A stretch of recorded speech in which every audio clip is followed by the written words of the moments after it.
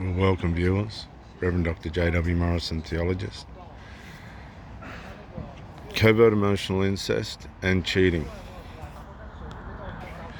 Well, the first thing I want to say is covert emotional incest is a form of cheating. It's you're being robbed emotionally right from the start. And this is where the problem starts, because you'll start to sense that there's just the connection's not there. The relationship connection's not there. Now, if you're not familiar with the relationships, this could be a problem, because you won't be able to recognize this chameleonized, camouflaged lack. It's a camouflaged lack. And if you haven't been in with women and you're not familiar with how they work when they're committed, you won't completely recognize the lack, the covert emotional incestual lack that's taking place towards your relationship. Now, that's an emotional form of cheating. But what happens is once you expose the covert emotional incest, right, that's going to cause a need for resolve. Okay, once these people are aware, this is how it's really you've got to be on your game with covert emotional incest, because once it's exposed, then you're in the dimension of the opposer. Okay, so you're a girl and you're with the mummy's boy, or you're going to have the opposition of the mummy's boy within himself to protect his relationship with his mum, and the possible opposition of the mother in relationship to her possession of the son against you. So you've got a double assault. Now, the problem with unresolved is when people don't resolve things, it makes them rebel against you. Now, the nature of covert emotional incest within itself is one of rebellion, because if you're, say I was with the mother, she's been opposed by the children not to be with the partner. The children will oppose her to not be with the partner, but she'll oppose the children by being with the partner. Then when the covert emotional incest is exposed, then you've got her opposing you to continue on with it, because they won't set boundaries up. They'll leave negligences there that allow the covert emotional incest to continue. So then what you have is, and this is a good way of identifying the kind of person that you're dealing with. This is what I did. I've gone, okay, she's rebelling against the sons but returning to the sons, right? So she's a complete rebel there. There's no loyalty there. She's coming to me and she knows there's an issue and she's not resolving it, which means she's really not sold out to me. She's just winging it, which put her in a position of rebellion. She was in complete and utter rebellion. She was rebelling against the sons. She was rebelling against me. And so what that leaves her with is a rebel. Now, a rebel who can't resolve is eventually going to go into an affair against the sons, against me, and that will solve the unresolved, because if she meets somebody new, there is nothing to resolve.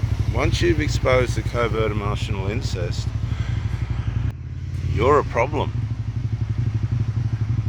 The only reason why I got past my last partner and she stayed around was the A-grade supply. She knew she possibly won't get supply like that again. I wouldn't say it's impossible. There's plenty of people that are out there that can entertain you. But she had A-grade supply. Like, I wanted to care. I'd do the breakfast, have the shit. She was a part of our family. But we weren't a part of hers. These people were hostile, really hostile. And the truth of the fact of the matter was, it was the way she made it. She made them hostile through her abuse in a marriage. The man must have been an absolute idiot. And there are a lot of these men around that abuse their wives. But the wives allow. I mean, if somebody bungs on abuse to me, I'm gone, or they're gone. I've divorced 2 women because of their futile behaviour. The second one being an absolute atrocity, overt narcissist. They go from covert to overt. Now, in my last breakup, I started to, because of the covert emotional incest, I couldn't stand it anymore. I started to mirror the person that I was with. I'm thinking, hang on a sec, there's no text, there's no communication, we're trying to get closer. I just started the Pro Bricky exclusive YouTube channel, which was a little bit confronting on women, but I told her not to take it personally. It's not about her, but women are women. I guess that had an impact, but not to blame. But with covert emotional incest, once you've exposed it, and once you are expecting a resolve and not getting it, you know trouble's forthcoming. That's the predictor for trouble's coming. And what happened was, for some strange reason, we talked about the relationship and it regulated into a nice spot where we could transition into something comfortable. And that seemed to change some things, and I wasn't sure how to read what was going on because it all become quiet, really, really quiet. I was pretty busy with work and other stuff, so I couldn't manage that side of it. And all of a sudden, this woman was just on edge. And to me, it had all the indications of there's somebody on the outside, which fitted in with the rebelling against the sons. I'm not going to fix that because I'm still going to him. The rebelling against me, I'm not going to fix the unresolved with the sons, which was rebelling against me. And then the unresolved from both sides would have to have driven her out towards another way of serving. Now remember, a lot of these people are medicated, they're on alcohol and drugs and things, and that gives them another master that they need to serve, but it also accelerates and changes the way in which the psyche works. It accelerates the sex drive in cycle. You come around to your need for sex way quicker. This is what happens to addicts. That's why a lot of them are sex addicts, and reckless and careless and end up with nothing. But you're up against a lot with covert emotional incest because the unresolved, once it's exposed, will cause the partner, if they haven't got the value for the relationship, it will cause the partner to start to sabotage it by way of unresolved. They're not going to find resolve. The second part is they're going to have to look like a victim when they return to their house, so that they get reaccepted and you look like you've vandalized the relationship. And then the third thing is you don't know who they're talking to. They're not talking to you. Maybe she was talking to no one. I don't know. That doesn't make sense to me. If somebody's talking to you at the start of a relationship and they're not talking to you at the end of the relationship, they're talking to somebody else. What you say or what you do, I've seen it 1,000 times before. If they're not talking to you, they're talking to somebody else. So all the markers for me were there. They were all there. All the markers, not some of them, all of them. And it was just an unhealthy, dangerous situation to be in. There was no stability, there was no continuity. No, it was just, and to me, I asked myself, how do these people live like this? They're in these marriages where it's full of alcohol and drugs and nicotine and all, and they're killing themselves in front of each other. And they think they're having an optimum life. They're just killing themselves.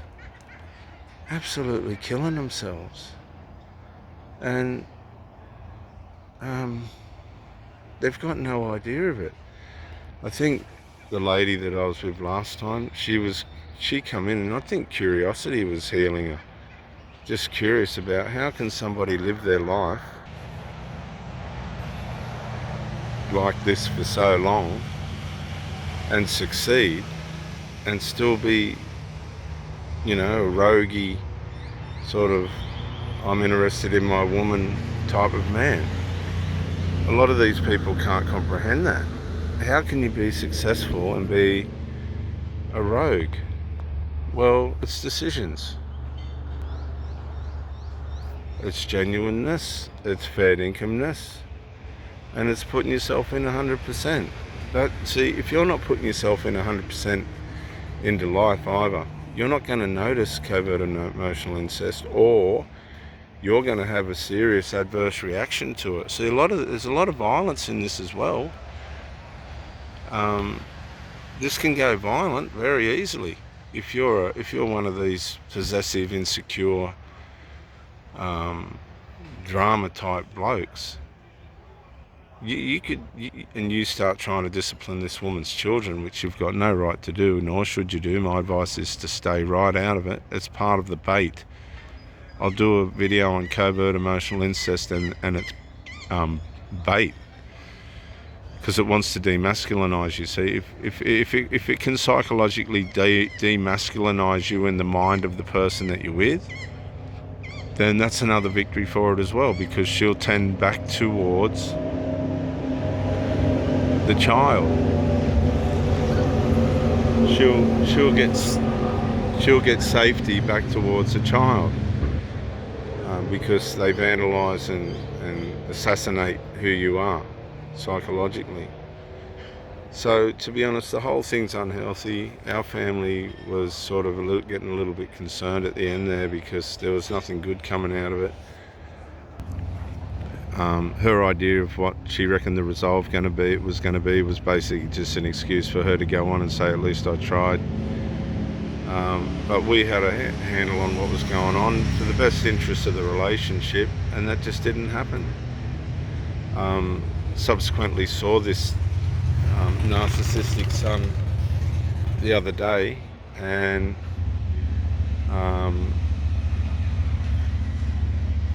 no, he didn't look well to me at all, and because he's being deceived by covert emotional incest. It's upset his whole lifestyle. I mean, people with all this potential, and it's just going to waste by negligence. So, yeah, I mean, honestly, covert emotional incest sets everybody up. And you think of it too. I'm not this type of man that wants to have an affair. I'm grateful for the person that I've got. But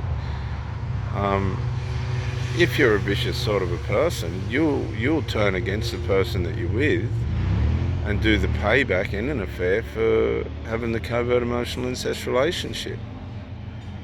So it can get multi-complex destructive, and it can also result in death, because sometimes the boyfriend can manipulate the mother into killing her children, and sometimes the mother can manipulate the son into killing the boyfriend.